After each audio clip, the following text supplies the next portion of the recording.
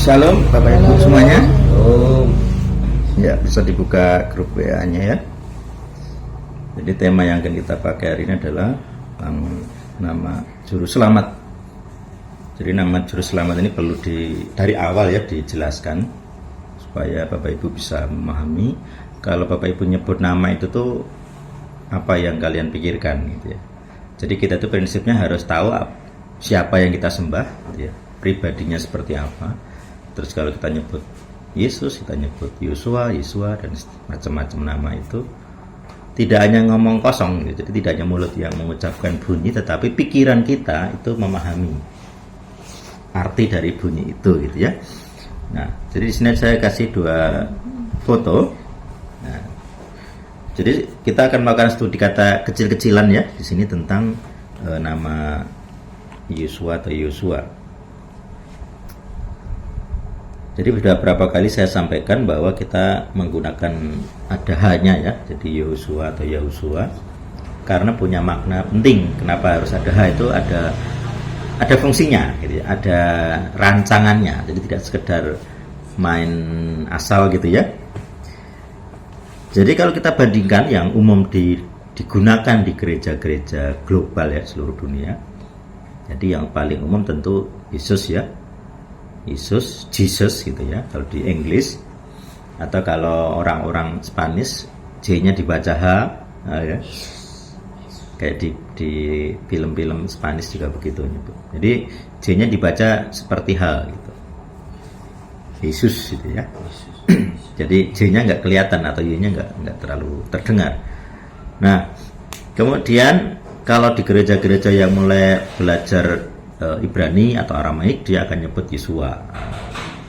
Terus di kalangan kayaknya kalangan agak-agak fanatik ya, mesianik yang fanatik itu dia ada hanya gitu. Nah, yang nyebut hanya ini macam-macam versinya. Ada yang Yeho, ada yang Yahu, dan beberapa variasi. Termasuk tetragramatonnya. Ada yang pakai W, ada yang pakai U. Jadi Yahuwah nggak pakai W ya. Apa? Huah, W-nya itu dianggap U. Dia huah gitu. Nah, kalau ada W-nya kan Yahuwah gitu ya, penggalannya jelas. Tapi ini nggak ada W-nya, karena W-nya dianggap vokal. Terus ada yang nyebut Yeho, ada yang Yehu, kayak gereja Jawa kan Yehuwah gitu ya, pakai U. Terus ya intinya ada banyak variasi nama yang digunakan oleh gereja-gereja sedunia. Nah, kita di sini di gereja kita ya, kita menerima semua nama itu dengan apa ya? Dengan lapang dada. Memang sejarahnya begitu. Jadi masing-masing punya sejarah, masing-masing punya argumen gitu ya.